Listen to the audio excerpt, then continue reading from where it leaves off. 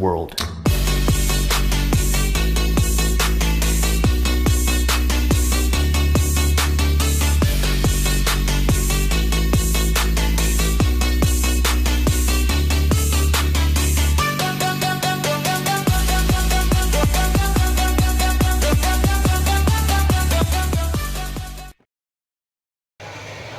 Egaa kabajamtootaa fi daawwattoota keenya har'a bakki nuti argamu bakka investimentii karaa itti dalagamaa jiru tokkodha. Maarree isinis haga dandeessanii nu wajjin turaa isiniin jenna.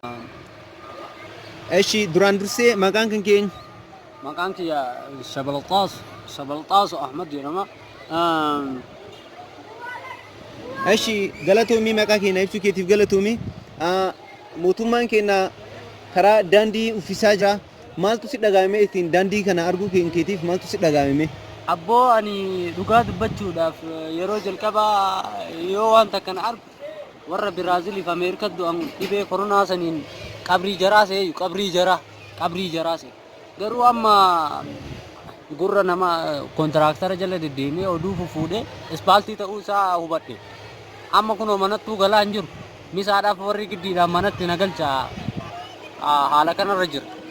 Dhugaa jette garuu namoonni baay'een karaa kanatti wayitee nuti odeeffannoo adda addaa fudhachuudhaaf dhufne namoonni baay'een naannaa kana dhadhaabatanii makiinaa hordofanii dhadhaabatanii ilaaluu jiran. Meeshaa maaltu si dhagaame kana gadi baatee ilaaluu keetiif uummanni illee gadi bee ilaaluu isaatiif maaltu si dhagaame? Aboo anillee waan ajaa'ibu maashina akkanaa tokko argeen beeku har'a baranuma argee mootummaan kennallee haa galatoomu.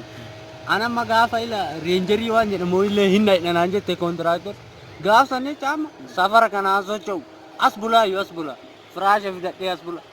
Eshi karaan kun yoo kageeffamu taate karoorri kee maa inni wanni ati yaadduuf duratti karoorri kee maa inni karoorri kee keessa fuuldura maa inni? Dinnicha kattoo bana safara kanan kattoo ayirii qaba jedhan. Kan the first time. Eshi galatoomi maqaan kan kee siin jedhan?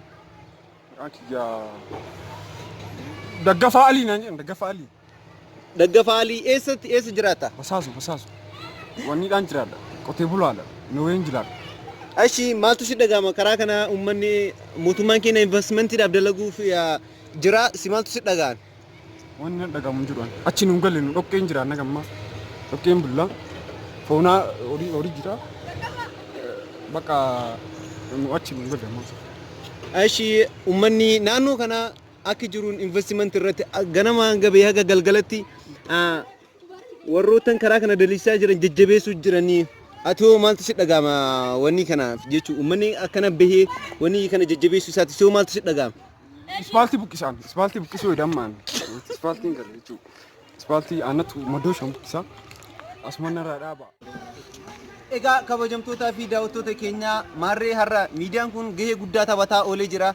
Isinis hanga dandeettaniin miidiyaa kana jajjabeessuudhaan like, share, subscribe gochuudhaan akka hin dagannee isiniin jenna nagaatti nu oola.